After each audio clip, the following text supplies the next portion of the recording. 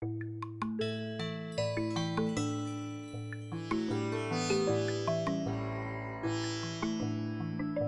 a saying that says, if you want change, then become the change. Somehow I feel this evening we are becoming the change. And it's beautiful to hear all these inspirational words. Before I move on, I just wanted to comment, this is also very educational evening. So Mariko said a wonderful thing today that we seem to overlook, and that is that interfaith seems to happen within closed doors and amongst the intellectuals. We all know about interfaith. We all understand interfaith. But this evening, what we are trying to do is give a visual image. You know, the youth love a visual image of what interfaith is. And if they don't see it, they don't know it's happening behind closed doors. And what she said was just hit home, because she said we could keep talking and talking and say all these beautiful things, and we all know it in our heart. But this is really not as so much for us, but it is so that we like-minded people can unite, and we can convey a message to the youth and say, you know, we are all in this hand in hand. We really are not different people. You know, my son studies in USF, and one day he called me, and it broke my heart. He said, Mom, should I be afraid to be a Muslim? And he's an American kid. He was born here, and he's American. So I told him, I said, of course not. I said, you're just as American as anybody else over here. I'm the one who needs to be scared, because I still can't get rid of my baggage. So this evening, I think, is moving forward to get rid of old baggage, create new friendships, shed the fear, show a solid image to the youth so that they can be proud and confident about being an American. Thank you. I would now call Dr. Jesse Ortiz. Sorry, I went over 2 minutes. Good evening. My name is Jesse Ortiz. I'm the Yolo County Superintendent of Schools. First of all, I want to thank the Woodland Mosque for giving me the opportunity to share a minute or two with the individuals, such distinguished individuals that are coming up at the stage. Last month, I read an article in one of our local newspapers, and it quoted a 16-year-old Muslim female from Sacramento. And she was quoted as saying, the anti-Muslim sentiments that we're faced with are very psychologically exhausting.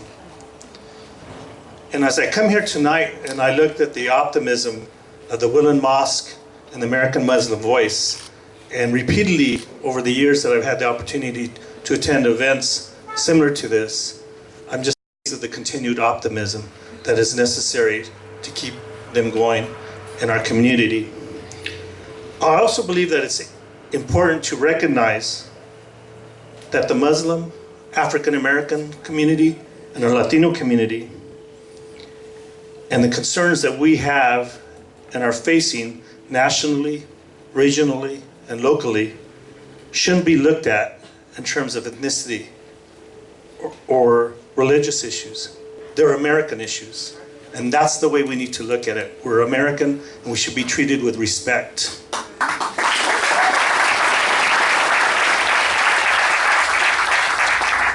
I don't know if Khalid remembers this, but 3 years ago he wrote an article in the Woodland Democrat, I think with one of his monthly writings. But something stood out to me even today as I thought about this evening. In the article, he wrote, "A freedom of speech is not the freedom to practice hate." So as we leave today, though we're only here for a couple hours, I would like you to keep in mind this quote or this comment that Khalid made, and keep it in our hearts that wherever you are as individuals or groups, that we need to practice not supporting hate. Thank you.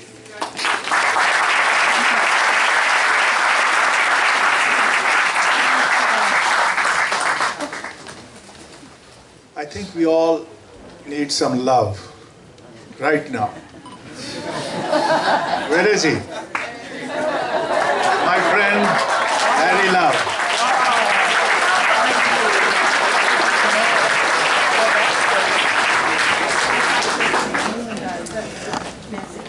There are so many people who right now are telling us that we ought to fear. and that there are all kinds of people that we need to be fearful of.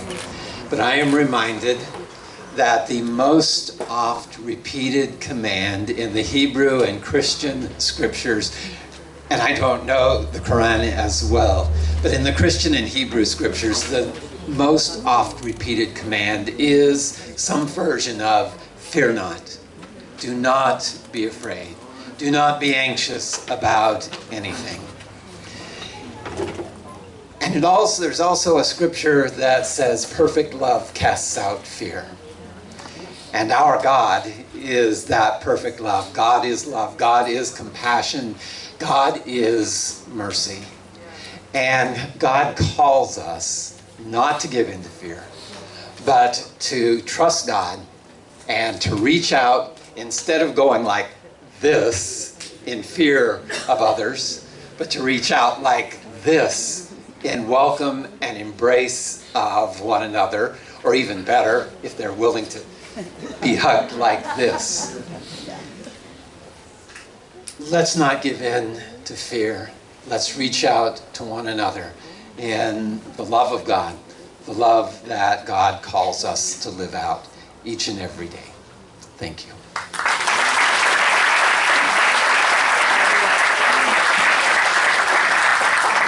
So I now call upon Gary Sandy.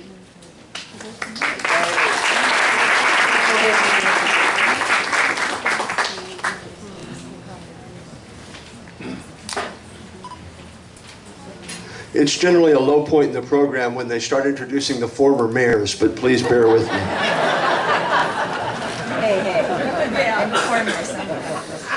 We live in an age of fear.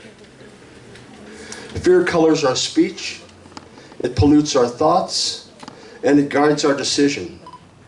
Fear is the prevailing wisdom of our time. But it is a false wisdom. It is temporal, and it is emotional, and it is combustible. A very wise U.S. president once said, "The only thing we have to fear is fear itself." So I would add one word to the postscript for our program tonight, which calls for peace and harmony and unity, and I would add courage to that list. That we might find the courage to unite and to work for peace, harmony, and unity.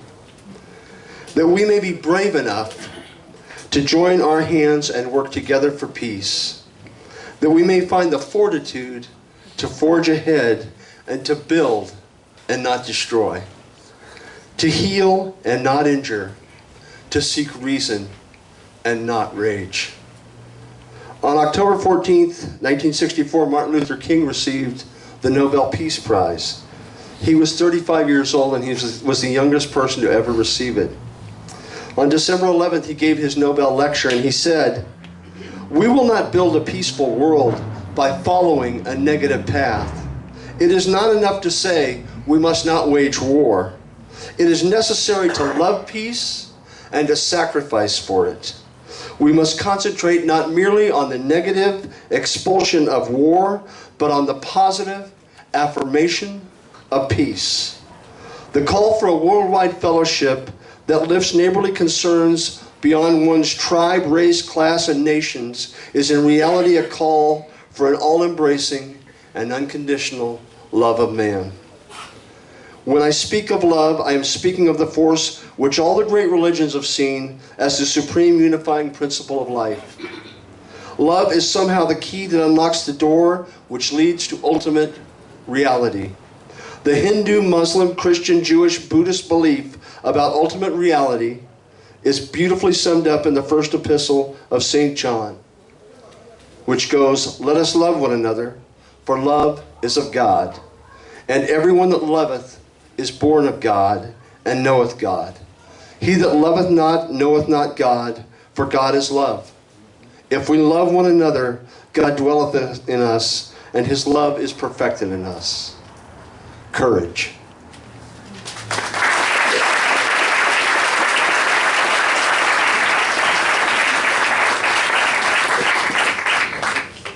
Thank you, Mr. Former Mayor. We are lucky to have, I generally say, in the mosque here, if there's an administrative change or clergy changes, I get nervous.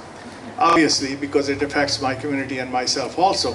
But being active in the interfaith community, when there's a change in the churches and synagogues, I start trembling also, because I never know who are we going to get and how they perceive this kind of work. But we are lucky we have some new batch of pastors in town from in different churches, and one of them is my friend Terri from St. Luke's.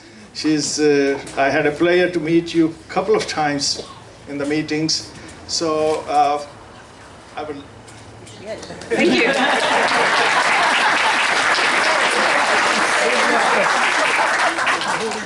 Hey, y'all. Being from the South, I know a little bit about persecution. No, really, my heart breaks that we're here tonight. And my heart overflows that we're here tonight. But being here tonight has got to be a beginning. Because when we walk out that door, we need to take each and everything we hear with us. And we have to be the ones that share that message. I used to work in a school, and when bullying became an issue, we started bringing people in to help us learn how to deal with it. And the thing I took away from that was that when somebody bullies someone, whether it's small or whether it's large, and we don't speak up against it, we give it our tacit consent. How many times each and every day do we hear a remark, we see a stereotype, and we give it our tacit consent? Some of us here tonight do not have a voice, and some of us have the privilege to have a voice. Those of us who have a voice, we have to use it. We've talked a lot about fear, and we know that love is the only thing that overcomes fear. And I've learned that there's three expressions of love. There's tenderness, there's fierceness, and there's playfulness. When we're faced with suffering, we express our love as tenderness and compassion. When we're faced with injustice, our love must be fierce. When we're met with resistance, we must be playful in order to overcome it. Let us go out of here and raise our voices. Let us raise them with tenderness. Let us raise them with fierceness. And let us be playful, because we're brothers and we're sisters. We're all children, beloved children of God, a God who longs nothing more for us to live in a world full of peace. Thank you so much for having us here tonight.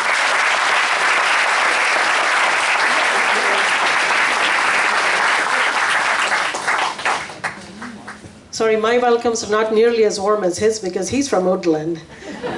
And he's choosing all the people who have their names as love. I now call upon Paul Navazio, City Manager, Woodland.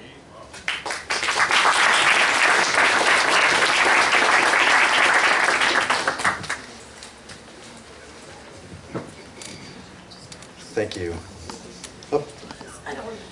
Yeah, what a great example of community and caring compassion.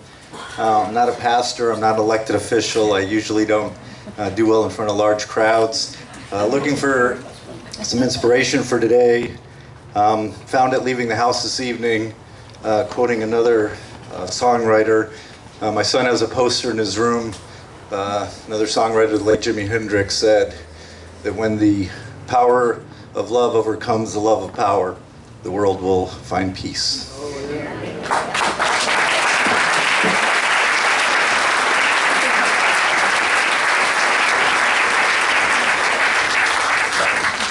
Profound, Paul. Thank you very much. Well, we have a little change here in the printed program. Now I'm going to call Reverend Elizabeth Banks from Unitarian Church. We're both going to do this. So I'm joined by the Reverend Jeanelyse Adams, and she's representing the Unitarian Universalist Association, and I'm from a church in Davis, and I have many congregants who are from Woodland. I invite you to center to pray with me.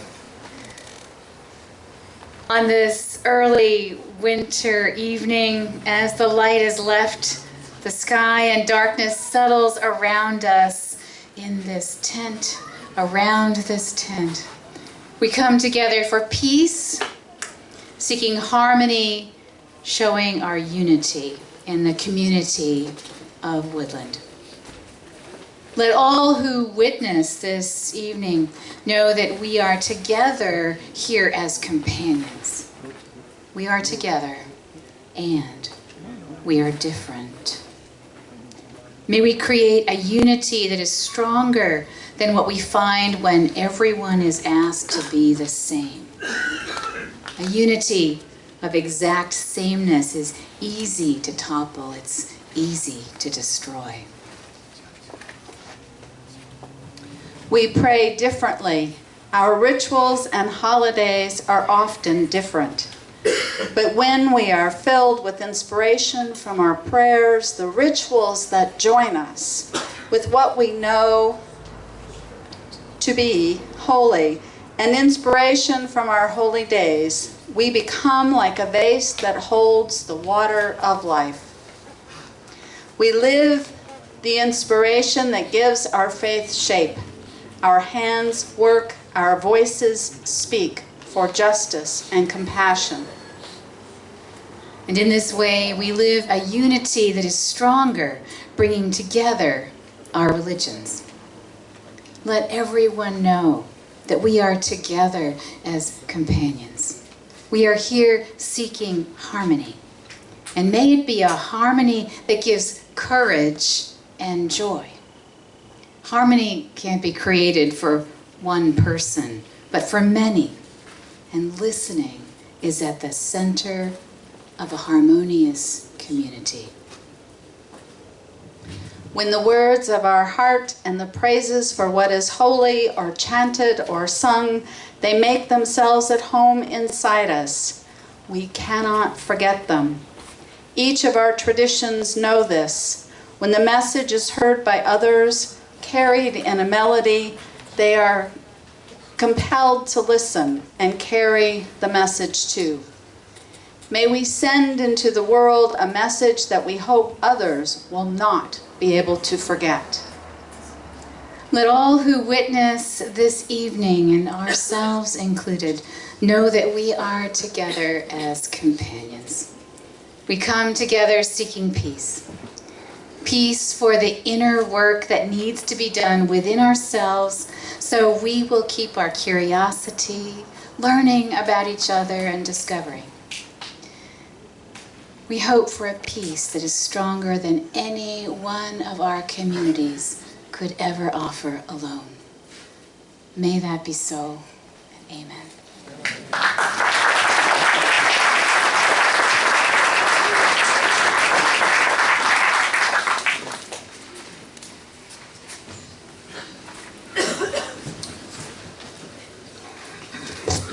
Ladies and gentlemen, we are honored tonight because I just got introduced to, and among us we have former Chief Justice of Supreme Court of California, Judge Cruz. Thank you very much.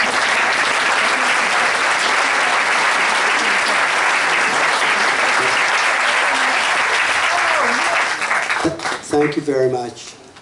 There's an old Mexican song that says, "No más me dices que sí, pero no me dices cuándo," which means You just say yes, but you never say when. And I just mentioned that to you because we've heard many wonderful thoughts and wonderful emotions tonight. But indeed, those who said that what we hear tonight, if those beyond us don't hear, it will be lost. So remember, nomás me dices que sí, pero no me dices cuándo. Thank you very much.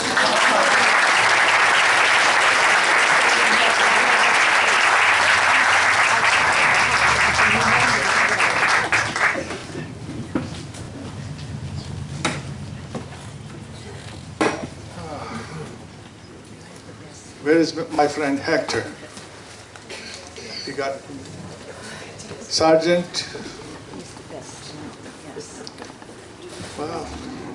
He got tired of standing over there, I think. Anne, and I could never say her name, so she will tell you her last name.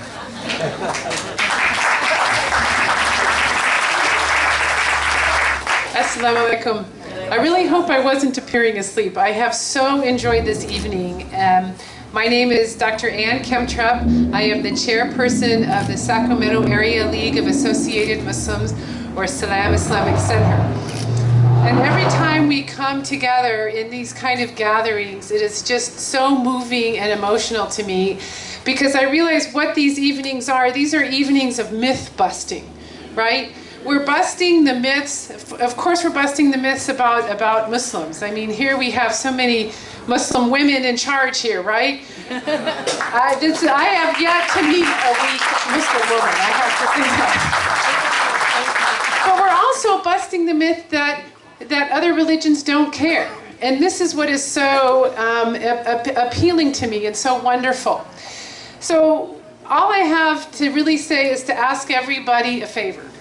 And the favor I ask is this. We've all talked about it's nothing unless we carry it out with us. Well, take the phrase, the word, the idea that has spoken to you the most, post it on your Facebook tonight. Tweet it out tonight. Do something tonight. If it's not on the front page of the newspaper, let's make it on the front page of the newspaper by blasting our social media. So thank you very much for coming here tonight. Very nice to see you.